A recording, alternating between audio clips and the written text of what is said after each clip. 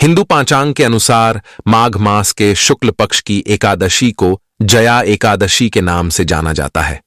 इस दिन भगवान श्री हरि की पूजा की जाती है। जया एकादशी को सबसे महत्वपूर्ण व्रत में से एक माना जाता है। ऐसा माना जाता है कि इस दिन भगवान श्री हरि विष्णु की पूजा सच्चे मन से करने पर व्यक्ति के सभी दुख दूर हो जाते हैं और व्यक्ति नीच योनि जैसे भूत प्रेत और पिशाच की योनि से मुक्त हो जाता है। लिए आपको बताते हैं साल 2024 में एकादशी का व्रत कब रखा जाएगा और व्रत का पारण किस दिन किया जाएगा।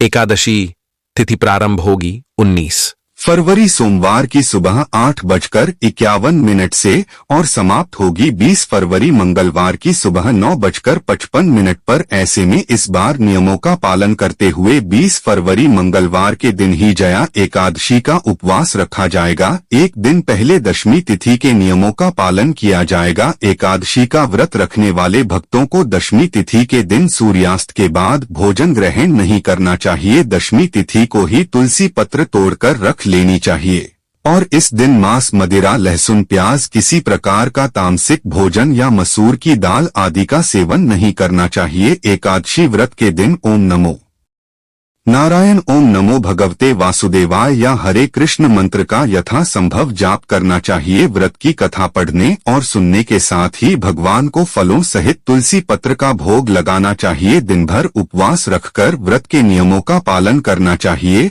और अगले दिन शुभ मुहूर्त में ही व्रत का पारणा करना चाहिए। द्वादशी तिथि प्रारंभ होगी 20 फरवरी मंगलवार की सुबह 9:56 से और समाप्त होगी 21 फरवरी बुधवार की सुबह 11:27 पर। एकादशी का व्रत तभी पूर्ण होता है जब विधि विधान से व्रत रखने के साथ ही शुभ मुहूर्त में व्रत का पारण किया जाए। तो 21 फरवरी बुधवार को आप एकादशी का उपवास खोल सकते हैं। सुबह 7 बजे से लेकर 9:21 के बीच में व्रत का पारण करने से पहले भगवान को शुद्ध स्थापित भोजन का, पीले मीठे चावल का और तुलसी पत्र के साथ ही तिलों का भोग लगाना चाहिए। मौसमी फलों में केला, आंवला, बेर का भोग भी बहुत ही शुभ रहता है और इन्हीं फलों को इन्हीं प्रसाद को पहले ग्रहण करके आपको अपना उपवास खोलना चाहिए। व्रत का पारण करते समय सबसे पहले तुलसी पत्र और जल को मुख में डालकर उसे चरणामृत का पालन करने के बाद कुछ समय के बाद आप शुद्ध स्थापित भोजन ग्रहण कर सकते हैं।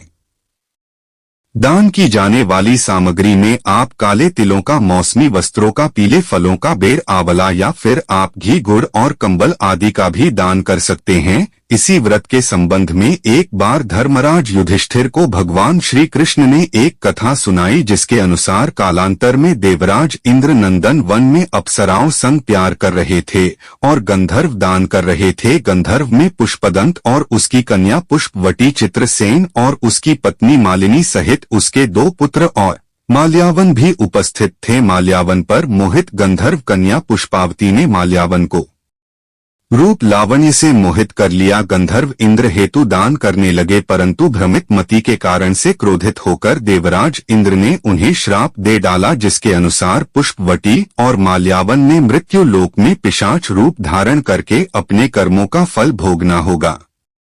जया एकादशी आने पर उन्होंने भोजन और जल त्याग कर पीपल के वृक्ष के नीचे रात भर जागरण करके भगवान का ध्यान किया जिससे उनकी पिशाच योनि से मुक्ति हो गई। जया एकादशी के दिन विशेष पूजन, उपाय और व्रत करने से हर प्रकार के संकटों से मुक्ति मिलती है। इस व्रत को धारण करने से व्यक्ति को अंत में मोक्ष की भी प्राप्ति हो जाती है और ऐसा व्यक्ति अपने पितरों का भी उद्धार कर देता है। एकादशी के व्रत के पूर्ण प्रताप से उद्धार हो जाता है। उम्मीद है हमारे द्वारा दी गई यह महत्वपूर्ण जानकारी आपको पसंद आई होगी। वीडियो अगर अच्छी लगी हो तो लाइक करने के साथ ही हमारे चैनल देशी मार्ग को सब्सक्राइब कर ले और कमेंट में जय श्री हरि विष्णु अवश्य लिखे।